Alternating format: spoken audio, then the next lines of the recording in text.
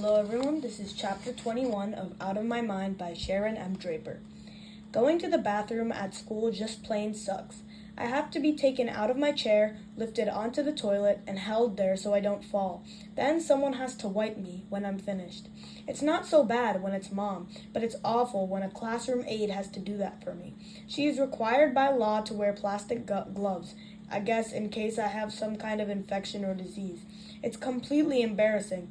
I don't usually have to go first thing in the morning, but I'm so nervous on Tuesday. I ask to be taken twice. Then I go to all my inclusion classes. The students who tried out for the quiz team can't stop chatting about the test. I listen to every word. I couldn't believe how easy it was, Connor boasts. I bet I got a higher score than you did, Claire says, her voice cocky. I thought the geography questions were off the map, Rose adds. I never heard of some of those countries. Jessica shakes her head. The math part wasn't much fun either. I can't believe we even care about a dumb test for a quiz team, Rodney comments. Because the competition is on television, man, Connor replies. Big time TV coverage here in town, and if we make the finals, we go to D.C., where it will be televised all over the country. If we win, we get to be on Good Morning America. My grandma in Philly can watch me and my auntie in Frisco. I'll be famous. What do you mean, if we win, Connor? Claire asks him. Don't you mean when we stomp the competition? Yeah, for sure. I already bought a new suit for when I'm on TV. Rose rolls her eyes. I thought this was a team contest, Connor, she reminds him. Hey, the team would be nothing without me. He holds his hand up in the air for high fives. I listen quietly from the back of the room. When the bell rings to indicate that it's time for Mr. Dimming's class, my palms feel sweaty. Catherine pushes me into the room and whispers into my ear, Relax, you rock. Mr. Dimming gets the class quiet and takes attendance. Why do teachers go so slowly when you want something from them? Finally, he removes a sheet of paper from his briefcase. I graded your quiz team test last night, and since many of those who tried out for the competition team are in this class, I'm going to share the results with you now. The teachers of the other classes who have students who tried out have been given the same list and are at this moment reading the results to them. So read the list, Connor shouts, getting up from his desk. If classroom behavior were a determining factor for making the team, Connor, you might be in trouble. Mr. Dimming says, Please quiet down for a moment. Please quiet down for a moment. That shuts him up.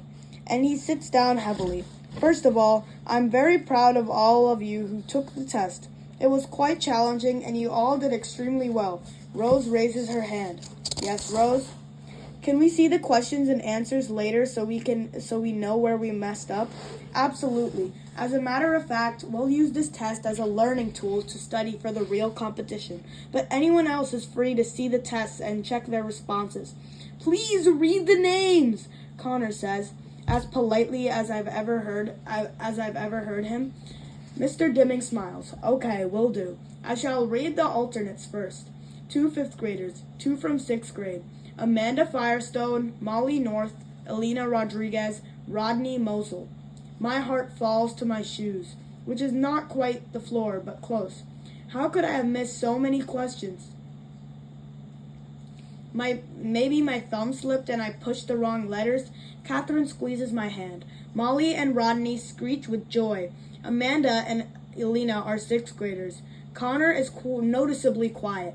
And now, Mr. Dimming continues, the names of the 4 students who scored the highest and will represent our school at the local competition downtown. The alternates will accompany them and will be called upon if any of the team members are unable to participate in any way. Are we ready? Ready, Connor says softly. I notice he has his fingers crossed behind his back. I'm so proud to report that all 4 are from our classroom. He pauses. To know all the finalists are from 5th grade blows me away. Way to go. We torched grade 6. Awesome. Rodney says. Now read the names before Connor wets his pants. Connor reaches over and smacks Rodney on the back of his head. Mr. Dimming takes a deep breath. The top 4 scorers and members of our quiz team will be Connor Bates. Connor interrupts him with a wild, whooping cheer. Of course. And I may continue.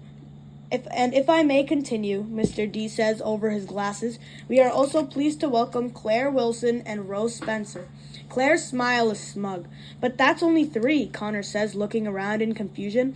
I can count, Connor, Mr. Dimming replies dryly. So who's the last person on the team? Molly asks.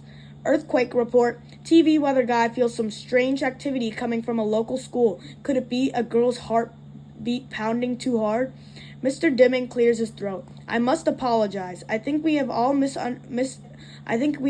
underestimated a member of our class.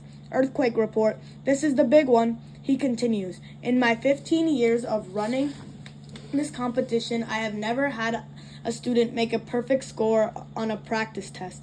It is designed to be challenging, to weed out the weaker candidates. In a word, it's hard. Tell me about it, Connor mumbles. When Melody Brooks took that little practice quiz with us last week, I thought it was a lucky accident that she did so well. But yesterday, Melody blew us all away. She got every single question right. He pauses, making sure everyone is taking this in. And then he says, all of them. Earthquake report. Walls are tumbling everywhere. So she's on the team? Rose asks, disbelief in her voice. Yes, she's on the team. But we'll look weird, Claire counters. Everybody will stare at us. I'm not going to have any of that kind of talk. Do you understand? Mr. D says sternly. I'm very proud of Melody. I regret I underestimated her, and I'm glad to have her on our team. Earthquake report. Call the paramedics. A girl in 5th grade is about to explode.